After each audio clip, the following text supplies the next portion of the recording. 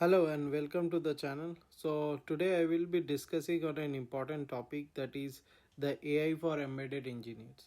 So basically I will be focusing on these three major questions, that is what is AI until now, what we have seen for the AI, and is AI a software or a hardware? By AI, what all things can we do?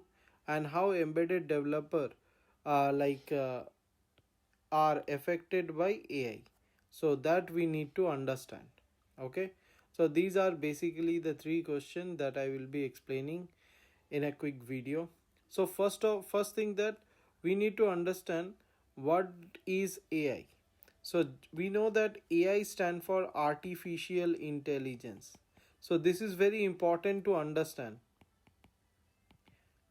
So because why I am saying this, because it is an artificial thing, because some engineers or scientists, or coders, I can say, are coding things that will react to some inputs, like reaction to some inputs.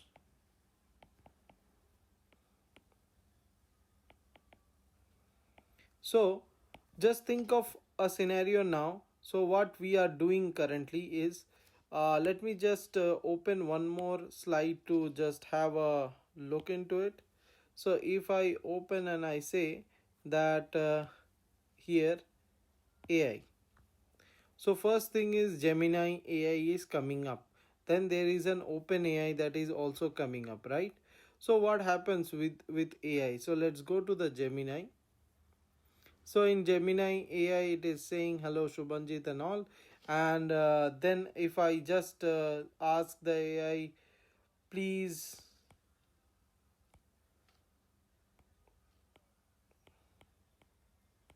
please add 100 plus 200 plus, sorry,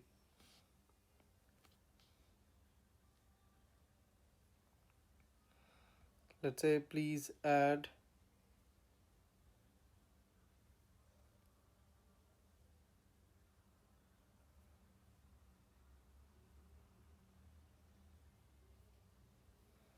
so what it will do, it will add something and it will give us the result.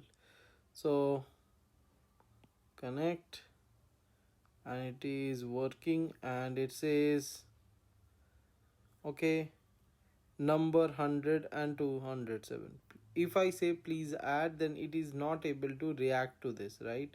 So this is something we are not expecting from the AI, right? So why these kind of thing happen? So let's understand how actually the AI works. So if I say that you as an engineer, I want you to write a script where I will just input A and B, and it will give me a sum of A plus B. So what you will do, you will just write a function like, if I say in let's say Python, so if you say def add A comma B, something like this, and you will just return A plus B, right? Sorry, in this will not be there. So like this, right? So this is lot more simple to understand, that if there is a sum is required, then we will give this. But for AI, if I say for AI, this is a bit tougher, because AI needs to create this function based on the prompt. So what is the prompt? So this one here, what I am giving, so this part is the prompt, this add number 100 and 200, this is the prompt. So it is tough, the main part is the prompt. So based on the prompt, AI has to generate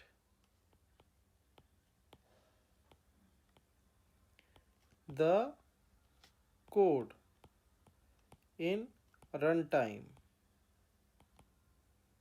So, but how the AI gets to generate the code? So AI will have a huge number of databases which it will refer. So we call it DB, databases, and this AI will have some models and algorithms that will be trained on millions of databases, and based on those databases analysis it will search like, okay, I got a keyword as ad, and then I got some numbers. So based on the number and ad, it will try to analyze that the user is asking me to add those number. Then it will try to find out a suitable algorithm that will help him to add those numbers. So like this the AI will actually work. Okay. So basically what does AI does? So if I say in a layman term, AI tries to generate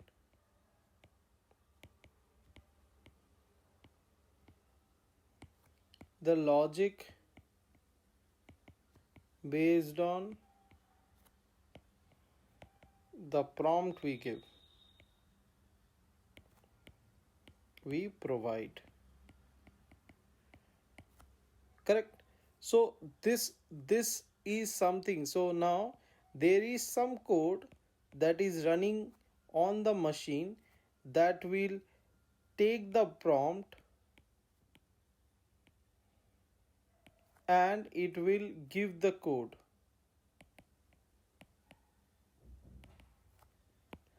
Correct.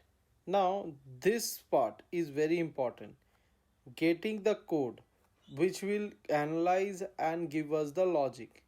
Now if you have gone through few of the news currently, so AI uses NVIDIA chips, or very specifically NVIDIA graphics for processing. Correct. So if we say that, so finally if AI, so let's go to the this question, that if we go to this, is AI a software or a hardware? If we try to answer this question, so if we say the AI is a software, then why there is a requirement of an specific NVIDIA chip? So if I say that as an embedded engineer, you need to run SPI, I2C, and I say there is an algorithm that needs 100 megahertz, or sorry, not 100 megahertz, let's say 100 gigahertz of speed. Then you will look for some devices from NXP, STM. Correct. And what does this 100 gigahertz means? Means the clock will be running at 100 gigahertz and it will be processing the instructions at 100 gigahertz. Correct. So this this part, that like taking the prompt and giving a logic, this is also a predefined type of code or instruction that the AI will be running. And here the main thing comes that in order to make this response fast, we need to run this concept in a way that it responds the in the fastest way possible. So this needs to be responding in a fastest way possible. So what we need, so if you see, basically we need a code, a software, and MCU that will contain processor, that will contain RAM, and all of this running at very high speed. So software running at very high speed, processing and RAM and responding it back. And finally, this software should also support some kind of graphics if required, but that is typically like a web browser. So we can say a web browser. So if as an embedded engineer, our main attraction is this part, MCU. So basically, if you focus on this part, there is a huge potential currently for the embedded developers. Yes, there is a huge potential because all the AI companies are now looking for engineers who can develop logic that can run very fast with existing processor. So it's like, let's say you want to do loop some loop logic. Let's say some shorting algorithm is required. So that means one guy writes a shorting algorithm as bubble short on an STM32F4, and another guy writes a quick short, that too on STM32G0. So although this bubble shot is very less efficient than quick shot, but since the CPU is F4 processor, it will be processed faster.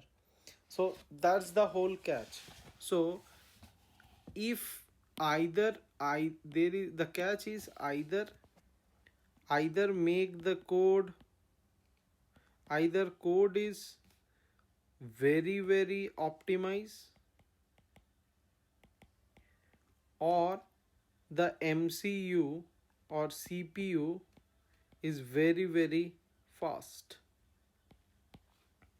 So just imagine everything in today's world which says that it runs on AI optimized engine and everything. At the back of it, there sits an embedded guy who develops the IC, or better to say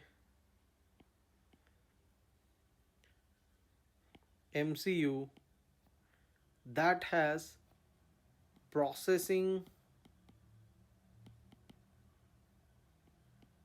storage,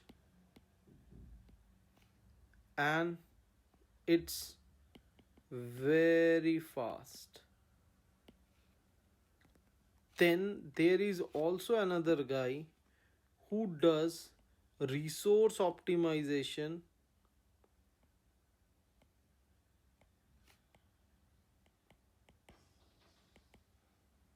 for the processor. Now, how we say that the same processor used by two different companies act differently, or with different type of code? It depends, right? So what does the processor has to do? First thing is that when you write a code, the compiles into machine language, and then finally outputs the binary, that is zeros and one, executed by our CPU. Now this same code, if we directly write this code in the machine level language, or we can say directly we write assembly level code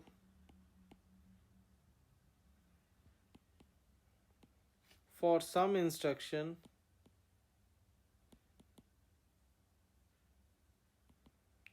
so this is already optimized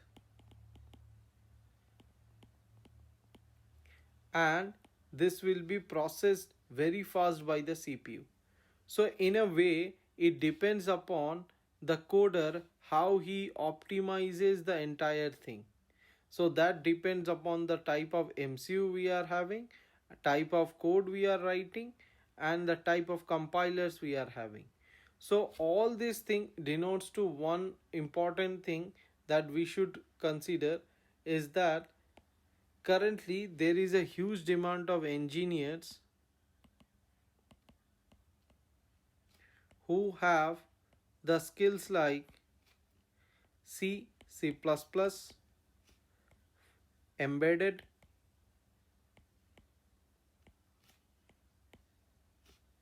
and core electronics.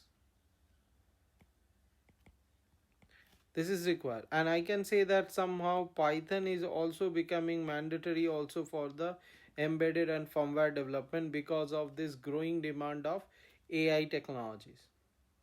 So basically, so AI, when it comes, AI will create a huge lot of jobs for the embedded developers.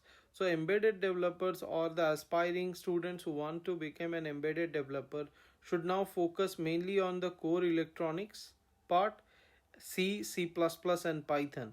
I would say the future is very bright with the AI coming into the market, because there will be a huge demand of the MCUs that have very good processing power, storage, and we have to write efficient and optimized codes and optimized compilers. So that's all for today. So I hope you got your answer like for all the questions. So embedded engineers will be in demand, in high demand in upcoming market, as per me, for the AI. Okay, so that's all. I see that a lot of people were commenting that do embedded engineers losing their job due to AI. I say it will be in the reverse order, that embedded jobs will be created because there will be a lot of ICs and chips required in the market to do all this kind of processing. So yeah, in a way it will create a lot of jobs for the embedded engineers. And that's all. So if you like the video, please subscribe to